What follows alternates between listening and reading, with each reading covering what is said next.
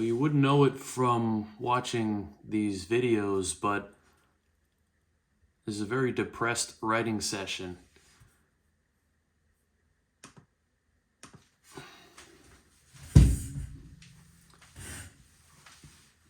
Well, you wouldn't know it from watching these videos, but I feel very depressed in this writing session. I just don't have that thing. And as I'm going through my work here, everything seems of a lesser quality, a very critical eye.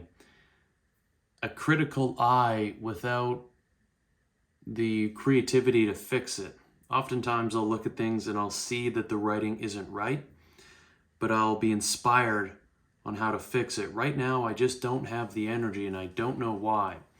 And then that leads me to feel a little bit sad because here I am in a place I have just this one morning to have this opportunity to do some writing, to work on my book. And I'm sitting in a place that I've come to my entire life. I've come here a lot when I was a little kid and consistently throughout my life since. And this is the first time I've been here in a few years and the first time that I've been here since seriously writing a book or multiple books. And, I had to travel a long ways to come here. It's about if you do the whole thing, it's 9-10 hour drive, depending on how much you stop, and about 800 kilometers or so. So it's a long ways to come. And here I'm just only one night here. So I figured I would have some time to do writing. I think one thing that's made me sad here as well is not having coffee. I'm sort of staying here before the busy season out at the lake. Not too many people around. Lots of birds though. Very beautiful environment. And I guess I'm learning that you can be in a place and leading up to it, you'll think that, oh, this will be a great opportunity for writing. This will be a great opportunity for doing this, doing that. But then sometimes in the moment, you just don't have whatever that thing is that you need. And I think certainly when I'm at home, when I'm in my zone, in my writing area, surrounded by books, with all the proper tools, able to have a good night's sleep beforehand, because, I'm in my comfort zone. I'm in my proper bed. I'm in, the environment that I have all the tools that I've used to prepare myself, to prepare my mind, my body. But here I am traveling on the road. And, I have a lot of the tools with me. I have my laptop. I have some green tea at least, so get a little bit of caffeine. But, things are different when you're out and traveling. And I think, and I've had this experience many times by now, that I've gone somewhere, packed my bags, and thought that when I'm there, when I've gotten away, here I am like in pretty much complete solitude. It's really incredible. And in theory, this is the place to do writing. But whatever it is just not clicking. And I've learned through lots of experiences like this that I think it's moments like this, if you don't have that thing, you're not able to write, to do the work, to just let it go and to just observe and to think. Maybe just have my physical notebook and write a few notes, but not so much focus on piecing all these things together and doing the heavy, intense writing. That, I think, comes best when I'm in the lab, when I'm in my space, when I have all the tools, all of everything that I need. That's when the ultimate writing takes place. And then moments like this, maybe just close the laptop, just look out at the water, look out at the environment, go out into the landscape, and to just think and feel and just kind of be patient with it. And somewhere in the brain, trust that those pieces are forming together and that one day sitting down in the lab, you'll be able to just put everything out. It'll just all flow. And I'll one day again be hit with the right mix of caffeine and other such substances, and I'll have had a good sleep. I'll be in the zone. I'll maybe have some classical music playing. Everything will work out. I'll be in a good environment, a good creative space, and I will write. Maybe I'll go to the cafe. Maybe I'll go to the library. But in moments like this, to just accept that if the writing isn't working, something else will work. And besides, for the rest of the day, and really my main purpose being out here, I didn't travel all this way just to do writing. Although if I did, I think if I was staying here all day, if I had the entire day here at the cabin, at the lake, I think some good writing would come. But I would go for walks, I would go and I would work out, I would do something to reset my mind. I would maybe even take a nap. It's early in the morning, but I don't feel the most energized. If I was staying here all day, I might just go and close my eyes and have a nap. You know, I think there'd be different tactics to have a sort of unique and different creative way about my day. But the main purpose and why I've come out all this way is to visit my grandfather, my Avi, which is Icelandic for grandfather. And so that's why I'm here. So put the writing away. I'm going to go and talk with him, hear his stories. He's a really impeccable storyteller. It's so interesting and so cool to hear all of his stories. He turns 98 in just a few weeks. It's really incredible. And so that's why I'm here. And with any luck, being in his presence, I'll be inspired in different ways, and I'll learn from him as I always do.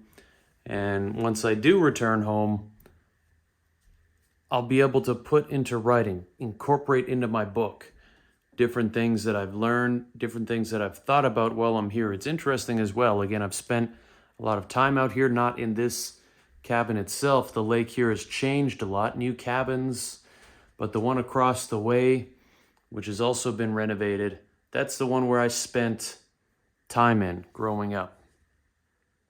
Even these little shacks here, funny enough, used to hang out in this upper loft there. It's kind of the hangout for the cousins when we were young. This cabin here is also new, used to be a different one there. And then physically, this one where I'm in now was a much older cabin in this space, and it's been redone into this beautiful cabin. And then the other one across the way. So a lot of memories in the space, the neighbors and different people around.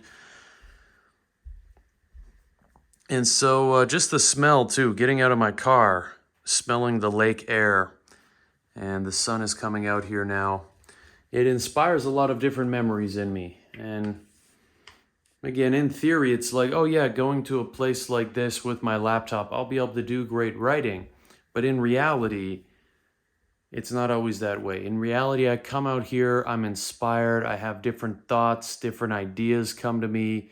But a lot of that is just then going home and taking this experience back with me to incorporate into my writing, into my creative work, into whatever it is that I'm doing that requires a reset and inspiration. So I should just pack up here and leave, head out to my Avi's nursing home where he lives, and go and learn from him. Go be inspired. So, well, that's my thoughts here, and that's my feelings. And as much as I got some cool social media clips of me writing at this desk with an incredible view, in reality, I've written like maybe 3 sentences. But there's something else going on here that you can't really capture or quantify. I can't really make a video of the inner workings of my brain. This is as close as I can get, is talking and discussing the inner workings of my brain. But I can't sit down at a desk and do some typing with a teacup and journals around. I can't incorporate what's going on here in visuals like this. It's hard to quantify. It's hard for me to even know. But I got to trust that being in this environment here, thinking and feeling that something is going on deep down that will directly translate to my creative work. It's not going to happen right now. It's not going to happen like this, but it is happening. And that's part of the process of creating, is to just trust that process, to trust that path. So, yeah, let's head into town, go and visit Avi, spend the day with him. Then I'm making the return trip home this evening and the rest of it tomorrow. So, well, all right. This has been my short time at the lake, a place that thankfully will always be here. I can always return again. But for now, this is what I got from it.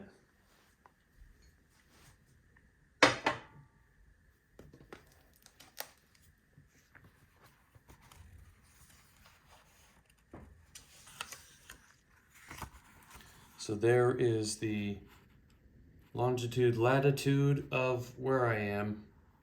Something that I've never even been remotely curious about until this trip here. 540 meter elevation. I started this journal just recently in Banff at the Icelandic convention, rendezvousing with a number of my Icelandic friends and relatives. And so I wrote the longitude, latitude there. And we're at a similar latitude here, but about 1,000 meters lower than in Banff. And this is something that I only started being curious about in Iceland, is getting my location written down. Before, I never understood the benefit of such a thing. But now it becomes interesting to me. And so here's a little bit of insight into the ideas I've been working through.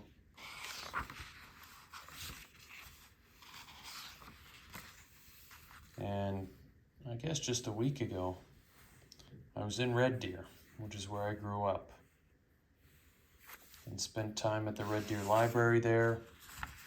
I saw Jordan Peterson speaking in Edmonton, someone who I've learned a lot from. In Edmonton, even farther north than I am right now. And Calgary, my home. And the many beautiful cafes for doing writing there. But here out at the lake, out in Saskatchewan, many kilometers away from home. Here, it's a different vibe, a different thing.